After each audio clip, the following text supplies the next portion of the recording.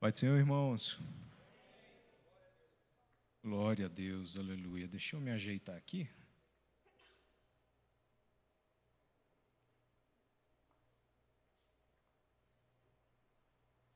Queridos, digo para vocês que quando eu recebi a mensagem no meu WhatsApp convidando para ministrar a palavra, e logo em seguida veio o tema da ministração de hoje, o qual, consequentemente, é o título da pregação. Já foi dito aqui pelo pastor Marcelo Mantovani, o poder da paternidade se manifesta em amor.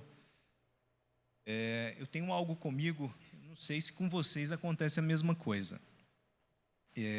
Quando eu recebo algum texto da palavra de Deus, ou algum texto relativo à palavra de Deus, logo de imediato, eu começo a buscar versículos que corroborem aquele texto, ou que impugnem aquele texto. Isso é bem comum comigo. Então, eu recebo uma frase, eu recebo algum texto, minha mente já começa a viajar, procurando alguns versículos bíblicos relativos àquilo que me foi proposto. E confesso para vocês que, ao receber esse tema, veio logo à minha mente Mateus 7, versículos 7 ao 11. Um texto bem conhecido por vocês, bem conhecido por todos nós, que diz: pedi e... Vamos lá, irmãos, me ajudem. Vamos lá, eu não falei, né? Eu sou professor de escola bíblica dominical, eu gosto de participação. Aqueles que já assistiram aula comigo sabem bem disso. Então, o texto diz: pedi e dar-se-vos-á. Diz: buscai e encontrareis. Batei e abrir-se-vos-á. Pois todo que pede, que busca, e aquele que bate, abrir-se-lhe-á. E aí o texto continua ainda dizendo assim: ou qual dentre vós é o homem que, lhe pedindo o filho um pão, lhe dará uma pedra? E aí o versículo 10 diz: ou lhe pedindo um peixe, lhe dará uma serpente? Ora, se vós, que sois maus, sabeis dar boas dádivas aos vossos filhos, quanto mais o vosso Pai, que estais no céu, lhes dará boas coisas àqueles que lhe pedirem? Esse texto veio à minha mente. Não é o texto base da ministração. O texto base da ministração nós iremos ler juntos. E esse texto veio à minha mente, e como eu disse, uma mente fértil, minha cabeça viaja assim, não sei se é o tamanho, cabeça de filho de cearense, viaja ali muita coisa, e minha cabeça nessa viagem, após fazer lembrar desse texto, minha mente me remeteu a 13 anos, e aí eu preciso contar um testemunho que por algumas vezes eu já contei aqui neste altar. Não sei se todos aqui já ouviram, mas creio que alguns não. Há 13 anos, estava minha linda esposa, que está bem ali, gestante da minha filha, Mariana. E nos procedimentos comuns, rotineiros, íamos ali na Asa Sul fazer a ecografia padrão, rotineira. E Mari estava com seus 5 para 6 meses no ventre da minha esposa. Naquele momento ali, entre esses 5, 6 meses, chegamos lá nessa clínica, e o médico, ele era um médico muito animado, assim, tipo o pastor Marcelo Mantovani, ele brincava muito durante ali o exame, e nesse dia, depois dele iniciar o exame, ele mudou a sua feição. Quando ele mudou a feição, eu de pronto percebi aquilo. E aí ele virou para a gente e falou assim: olha, a sua filha, ela está em agonia, em sofrimento dentro do ventre da sua esposa. E ele foi dizer o porquê. Nós temos um limite mínimo em que a gente contabiliza o líquido amniótico que tem dentro do ventre. E esse líquido amniótico nós sabemos que é o que gera a nutrição, é por onde a própria criança respira e vários outros prós em relação à gestação. E aqui está abaixo do mínimo aceitável. Eu aconselho vocês a saírem daqui e procurar o obstetra de vocês. Saímos, eu e minha esposa, de lá. Minha esposa já se derramando em lágrimas. Saímos das Açu, corremos ali no sudoeste. E chegamos na obstetra. Chegou lá na obstetra, ela refez o exame, que ratificou, que confirmou o exame pretérito anterior. E aí ela virou para a gente e falou assim, olha, é bem verdade, praticamente não tem líquido amniótico nenhum. Então, a gente vai ter que correr e fazer o parto. E Mariana vai ter que vir. E eu logo pensei, Mariana, com 5 para 6 meses, sempre foi pequenininha, e aí a gente já começa a pensar, cabeça de pai, preocupado.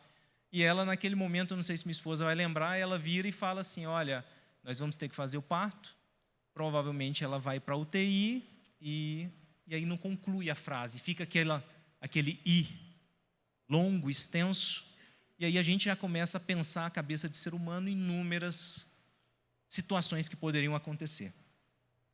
Naquele instante ali, a gente entra, sai de lá e a caminho do Anchieta.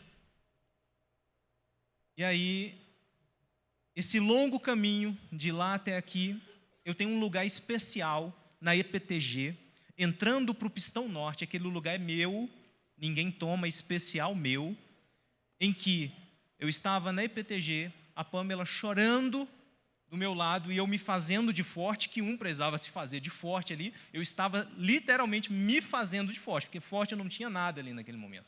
E aí eu começo a orar ao Senhor e viro para Deus e falo assim, Senhor, Mariana nem nasceu, eu já vivi um bocado, aprontei, fiz o que não devia, e graças ao Senhor, o Senhor me resgatou e hoje eu estou aqui. Tira a vida da Mari, não. Tira a minha. E eu estava orando. Digo para vocês, no finalzinho aqui da EPTG, já virando no Pistão Norte, de uma forma muito audível, perfeita, vem ao meu ouvido, o Espírito Santo diz assim, eu não quero tirar a tua vida, eu quero a tua obediência. Naquele momento, irmãos, eu sempre digo, eu não estava em pecado, eu não estava aprontando, eu não estava fazendo o errado. Eu não estava exercendo o ministério que Deus havia colocado em minhas mãos. E quando Deus fala, Ele não precisa explicar, Ele fala e a gente já sabe o que Ele está dizendo. Quando Ele falou assim, eu quero a tua obediência, eu falei, está fechado. Falei, de jeito, está fechado. E continuamos até chegar no Anchieta. Chegando lá no Anchieta, preparando, a Pamela chorando, todo mundo vendo, correram, já foram preparando, vamos fazer exame, vamos fazer isso, aquilo, outro, já correr, preparar ela para poder fazer o parto. Chega lá na sala, chega uma mocinha, começa a fazer o mesmo exame e vira para a gente e pergunta, por que vocês estão aqui? Aí a gente contou, ela fazendo o exame, falou, só um pouquinho que eu vou chamar outro médico. Minha cabeça foi o quê? Mariana partiu. Chama um médico mais experiente, pensei, vai chamar um médico mais experiente para vir falar com a gente, para conversar com a gente. Chega o médico, começa a fazer o exame também. Assim, pergunta a mesma coisa, o que vocês estão fazendo aqui? Estamos fazendo isso. Contamos para ele toda a história. Ele vira e fala, não, aqui, ó, isso aqui é líquido amniótico, isso aqui é líquido amniótico, isso aqui é líquido amniótico. O líquido amniótico da Mariana não está nem mais e nem menos, está perfeito. Aí começamos a gritar dentro do Anchieta, eu, minha esposa, os parentes já tinham chegado já, porque a gente já tinha contado para todo mundo. E começou um glória a Deus, aleluia, parecia uma igreja, né? bem pentecostal dentro do Anchieta. Todo mundo dando glória a Deus e aleluia. E Mariana nasceu, perfeita, no momento certo, na data certa, aquela que Deus preparou para ela. E Marizinha está ali, minha filha. Né? 13 anos depois está aí minha filha, para a honra e glória do nome de Jesus.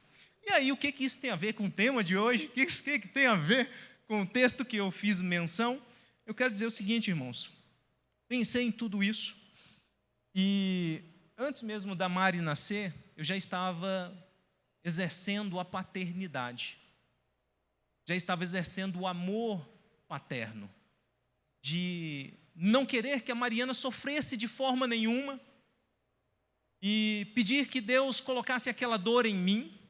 Eu já estava exercendo o amor da paternidade em pedir a Deus que, se possível, eu a substituísse ante uma eventual morte. Que eu fosse ofertado, a minha vida fosse ofertada em lugar da vida dela. Eu já estava ali exercendo a paternidade em amor. E aí o texto bíblico me diz que eu, fazendo tudo isso, faço isso mesmo sendo mal. Eu sou mal. E eu sei dar boas dádivas ao meu filho. Eu não queria ver a Mariana sofrer. Eu não queria ver a Mariana morrer. E aí eu comecei a refletir sobre o amor gigantesco de Deus para nós.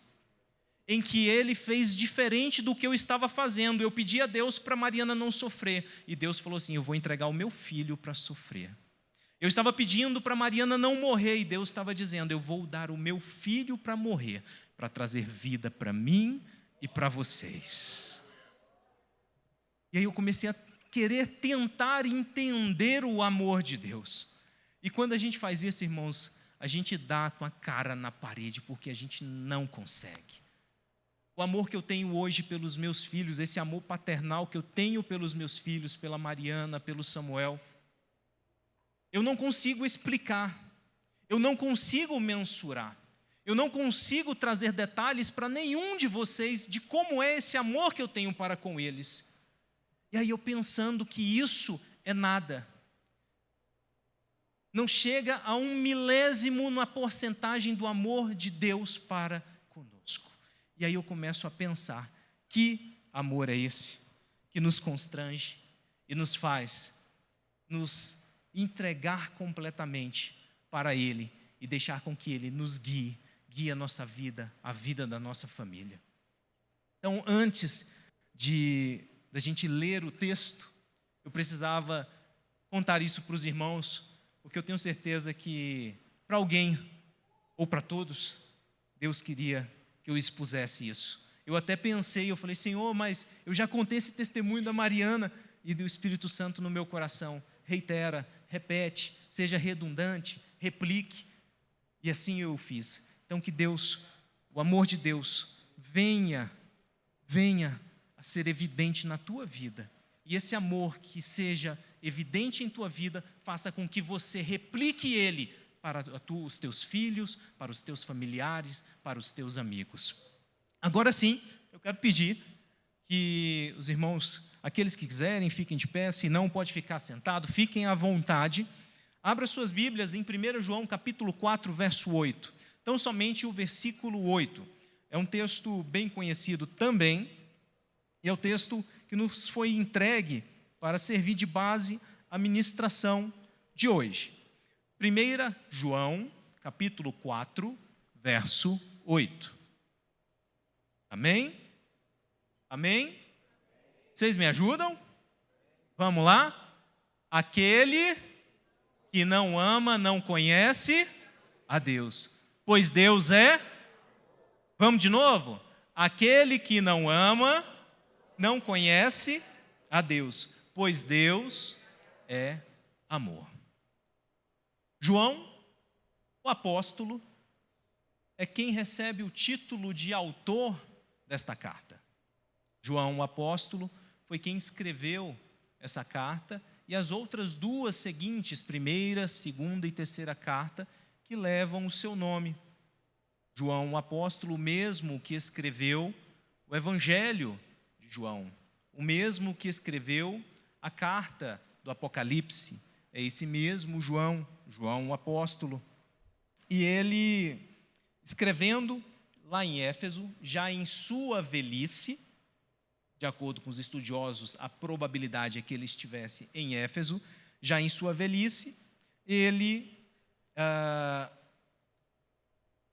procura entregar às igrejas da Ásia Menor, as mesmas aquelas citadas no Apocalipse, um texto que subsidiasse um propósito específico. E aí, que propósito é esse? Se a gente abrir aí, eu quero que vocês abram comigo. Abre aí João capítulo 20, não agora a carta, agora o Evangelho. Vamos lá no Evangelho, Evangelho de João, capítulo 20, verso 31. Abre aí comigo. João 20, 31.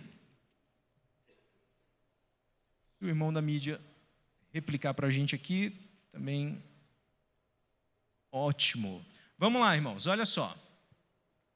João, ele sempre a escrever os seus conteúdos bíblicos aqui, ele sempre traz um propósito, um porquê ele está escrevendo. O Evangelho de João, ele traz o propósito, porquê o Evangelho de João foi escrito. E a gente encontra o propósito nesse versículo. Olha só, o versículo diz assim, ó, estes, porém, o que é estes? Os sinais, os 7 sinais que João cita no seu Evangelho, os nomes de Deus que João cita no Evangelho. Então, isso, todo esse escrito do Evangelho de João, ele diz o seguinte: estes, porém, foram registrados para que, vamos lá, me ajudem, para que creiais que Jesus é o Cristo, o Filho de Deus, para que crendo tenhais vida em seu. Então, para que foi escrito o Evangelho de João? Para que eu e você creia que Jesus é o Cristo. E crendo que Ele é o Cristo, a gente tenha o quê? Vida. Então, o Evangelho de João foi escrito para que eu e você viéssemos a crer em Jesus Cristo e ganhar a salvação. Agora vamos lá na carta, capítulo 5, a primeira carta de João, onde nós estávamos, capítulo 5, versículo 13. Primeira carta de João, capítulo 5, verso 13. Também traz o propósito dessa carta, o porquê essa carta foi escrita. E aí ela diz o quê? Vamos lá. Estas coisas vos escrevi, a fim de saberdes que tendes vida eterna, a vós outros que credes em o nome do Filho de Deus. Então essa carta ela foi escrita para quê? Para que a gente tenha certeza da vida eterna. O Evangelho de João foi escrito para que a gente creia em Jesus Cristo e seja salvo. Essa carta foi escrita para os que já são salvos, para que a gente tenha certeza que temos a vida eterna. Terei a vida eterna? É assim que o texto diz? Não, ele diz que eu já tenho a vida eterna. Eu não terei a vida eterna quando morrer. Não, o texto diz que eu já tenho a vida eterna. Mas é para todos? Não, para aqueles que creem em Jesus. Esse é o propósito. E para isso, para confirmar tudo isso, João vai escrever e vai dizer, e vai trazer Deus de 3 formas, pelo menos 3 formas. João vai iniciar dizendo que Deus é luz. Nessa primeira carta de João, ele vai dizer que Deus é luz. Ele vai dizer que Deus é Pai. E ele vai dizer que Deus é amor. Vai dizer que Deus é, vamos lá, me ajuda, que Deus é, vamos lá, irmãos, que Deus é luz, que Deus é Pai, que Deus é amor. E aí João, escrevendo que Deus é luz, que Deus é Pai, que Deus é amor, alguns podem virar e questionar, falar assim: Wagner, mas João pode falar de amor? João tem autoridade suficiente para falar de amor? Por que alguns questionariam isso? E confesso para vocês, mesmo sendo muito amante de João, das cartas, dos escritos dele, eu já por vezes me debrucei em conteúdos escritos por João, e exatamente no estudo, preparando esse estudo para ministrar esse estudo, falei, costume de professor de escola bíblica, preparar esse estudo. Esse estudo para nós, me deparei com o seguinte: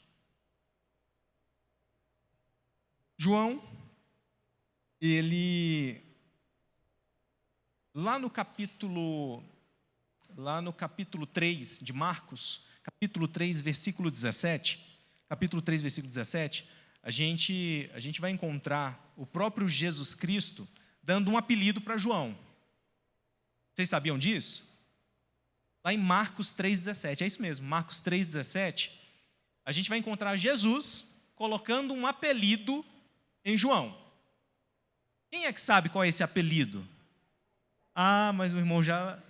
Ei, irmão sapeca lá em cima, né? Já deu a cola para vocês.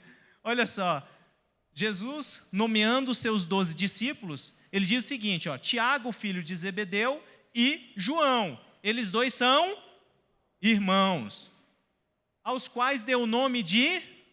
Vamos lá, qual é aquele nome bonito ali para você colocar futuramente no seu filho? Como é que é o nome? Boanerges, que quer dizer filhos do trovão. Por que Jesus Cristo colocou esse apelido em João e em Tiago? Mas vamos focar em João. Por que Jesus Cristo colocou esse apelido nele? O que você acha? Por quê? Olha só, estudiosos dizem, e os próprios relatos bíblicos anteriores a isso revelam que João tinha um temperamento muito explosivo. Exato. João era explosivo. João, ele era daquele que não pisa não, porque o trem vai pegar fogo. Lucas capítulo 9, a gente vai encontrar um texto, lá em Lucas capítulo 9, versículo 50 e alguma coisa, a gente vai encontrar um texto em que Jesus está indo para Jerusalém. Vocês estão me acompanhando? Estão me acompanhando? Estão entendendo? Jesus está indo, retornando para Jerusalém, e enquanto ele retorna para Jerusalém, chegando próximo de uma aldeia em Samaria, o texto diz que Jesus fala assim, olha, separa alguns discípulos e ordena com que eles vá até essa aldeia, avisar que nós estamos chegando. Alguns estudiosos dizem que por que Jesus mandou avisar que ele estava chegando? Imagina-se que Jesus caminhava com uma grande multidão. Você imagina uma multidão chegando de supetão no meio de uma aldeia, o desastre que lá não seria em relação à escassez de recursos. Então Jesus manda esses discípulos irem à frente para preparar o povo da aldeia, porque ele estava chegando nessa aldeia lá em Samaria. Esses discípulos vão, avisam que Jesus está chegando, e o texto bíblico nos diz que Jesus está indo para Jerusalém. Ele para nessa aldeia, e o povo dessa aldeia não recebem Jesus. Eles não querem a presença de Jesus, nem daqueles que o acompanham. Sabe o que João faz? João, com tanto amor que ele tem, sabe o que ele faz? Ele fala bem assim, não só ele e Tiago, ele fala assim, Senhor, o Senhor quer que a gente mande cair fogo do céu e consumir todos eles? Aí Jesus vira para ele e fala, rapaz, que isso? Eu vim aqui, não foi para destruir a alma dos homens, não, eu vim aqui para trazer salvação. E aí a gente vê essa forma explosiva de agir de João. Então ele recebe esse apelido por conta dessa forma explosiva de vingança, de pavio curto, coisa que não tem aqui na Igreja Oceano da Graça, ninguém de pavio curto. Aqui não tem. Ou tem em outro lugar, aqui não, né, pastor Marli? Aqui não tem. Aqui não. Esse povo que diz assim, ó, eu sou desse jeito, sou estourado, quem quiser que me aguente. Aqui não tem. Viu? Aqui não tem, irmãos. Tá? Mas, se por um acaso existir, né, eu quero confortar o seu coração, que João, mesmo sendo assim, houve recuperação para eles. A gente vai falar um pouquinho mais à frente. Houve recuperação, houve jeito, teve jeito. Então, se por um acaso, por uma eventualidade, né, passou na sua mente, num momento de um trânsito desse aí, você apresenta os dedos que não deve, né, para a pessoa do lado, né, você fala o que não deve. Se você tem esse pavio curto, há solução para ti, tá? Como houve para João, há para você. E eu acho muito interessante quando a Bíblia, quando a palavra de Deus nos traz relatos que se identificam com nossa personalidade. né? Uma coisa que eu gosto muito, principalmente quando eu estou pregando, é de lembrar lá de Atos, quando Paulo estava pregando. Paulo estava pregando e aquele jovem chamado Eutico cai da janela. Vocês sabem dessa história? Paulo estava pregando e, como ele demorou muito tempo pregando, Eutico dormiu enquanto Paulo pregava e caiu da janela do terceiro andar, morreu. Paulo foi lá, em nome de Jesus Cristo, ressuscitou ele, ele voltou. Então, o que me deixa tranquilo quando eu vou pregar é saber que, mesmo Paulo pregando, o povo dormir, então, para mim, está tranquilo, eu fico sossegado, né? Então, isso já me traz um conforto. Mas, queridos, vamos dar continuidade. O que eu quero dizer para vocês é que, através da convivência, do caminhar com Jesus Cristo, e eu estou vendo o tempo passar, através da convivência, do caminhar com Jesus Cristo, do aprendizado para com Ele, João se tornou mais amoroso. Não é à toa que João é conhecido como o apóstolo do amor, ou mais conhecido ainda como discípulo amado. O próprio João escreve sobre ele. Lá em João capítulo 3, versículo 23, ele escreve dizendo que ele era o discípulo amado. Veja que o apelido que Cristo deu para ele lá atrás, ele mesmo procurou mudar. Ele tinha um apelido de filho do trovão. Ele falou, opa, peraí, eu mesmo vou escrever que eu não sou mais filho do trovão, agora eu sou o discípulo amado. Essa mudança, essa alteração, só é possível quando nós começamos a caminhar com Cristo, quando a gente busca seguir a Cristo, quando a gente busca estar próximo da luz, quando a gente busca a compreender e replicar as práticas de um Deus que é Pai, um Deus amoroso, e essa replicação, essa repetição daquilo que Deus é, vai mudando o nosso caráter. O que aconteceu com o próprio João. E aí, ele muda o seu nome. João, mesmo sendo conhecido por sua impulsividade, é um exemplo de como a influência e amor de Jesus pode transformar alguém, mostrando que é possível evoluir e se tornar uma pessoa mais amorosa e compassiva. Quanto mais eu estou perto de Cristo, mais eu percebo que preciso melhorar. Tem um texto que diz, tem uma frase que diz assim, não são os que mais pecam, que mais se arrependem e pedem perdão, mas aqueles que cada vez mais perto estão de Deus. Então, queridos, quanto mais próximo de Deus eu estou, mais essa luz vai refletir e mostrar as minhas manchas. E identificando essas manchas, eu preciso estar modificado, eu preciso estar mudando o meu caráter, alterando o meu jeito de viver. Já o amor humano, a gente pode destacar, e eu quero destacar de forma bem rápida, só algumas maneiras de como o ser humano expressa o seu amor. O ser humano, ele pode expressar o seu amor por meio da afeição. São laços emocionais entre pais e filhos, entre amigos, entre familiares, um laço que mantém a conexão viva, mesmo diante de intempéries. Ou seja, aquele seu amigo que você tem e que por muitos anos mudou, foi para outro lugar, e daqui a pouco ele chega, quando ele chega parece que não passou nem um dia, parece que vocês continuam amigos do mesmo jeito.